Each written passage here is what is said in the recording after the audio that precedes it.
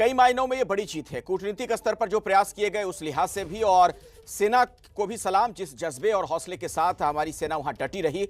मैं सीधे आपको लिए चलता हूं, नीरज राजपूत हमारे सहयोगी हमारे साथ जुड़ चुके हैं। नीरज, मुझे जरा विस्तार से बताएं, दर्शकों की जानकारी के लिए भी, ये जो खबर आ रही है, जो राजनाथ सिंह ने भी इस बात का जिक्र किया कि चीन फिंगर 8 के पीछे रहेगा और भारत फिंगर 3 के पीछे, क्या ये वही स्थिति है जो अतिक्रमण से पहले वाली स्थिति थी?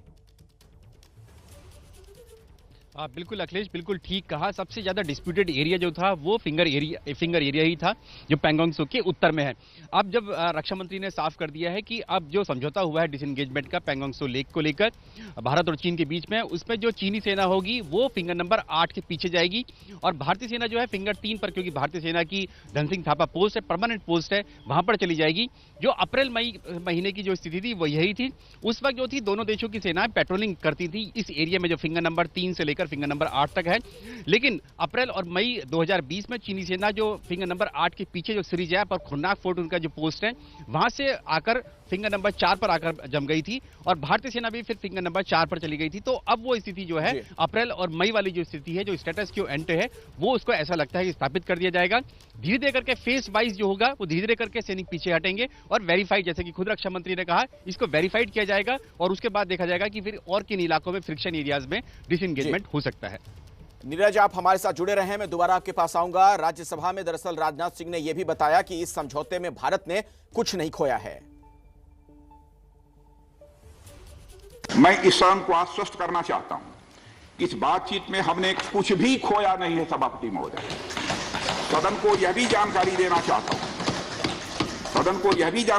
चाहता हूं, अभी भी येलेची पर डिप्लॉयमेंट तथा पेट्रोलिंग के बारे में कुछ आउटस्टैंडिंग इश्यूज बचे हुए हैं।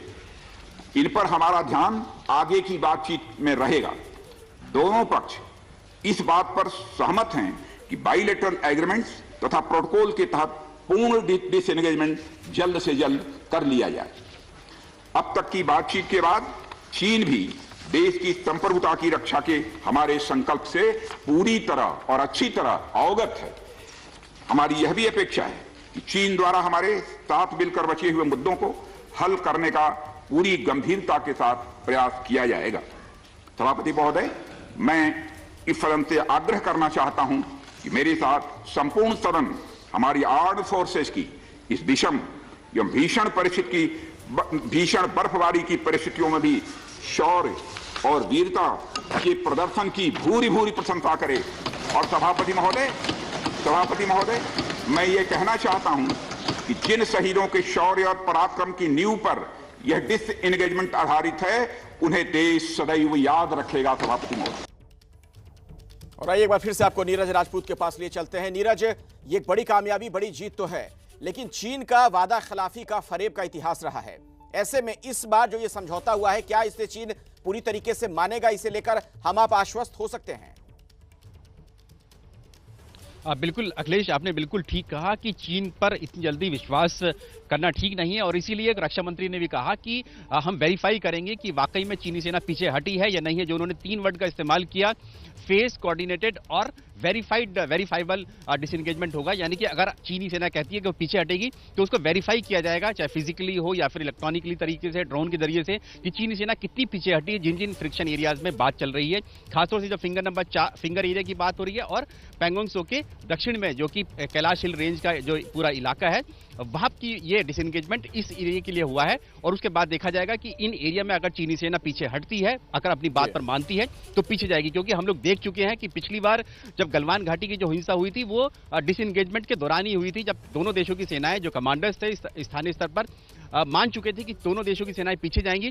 उस वक्त गलवान घाटी की हिंसा हुई थी, तो इसलिए बहुत फूक कर कदम जो है भारत और भारतीय सेना रख रही है। लेकिन हाँ, इतनी बात जरूर है कि इस बार चीन के रक्षा मंत्रालय की तरफ से बयान आया है कि डिसएंगेजमेंट किया जा रहा है, इसलिए भारत के रक्षा मंत्री ने भी बयान दिया है संसद में आज।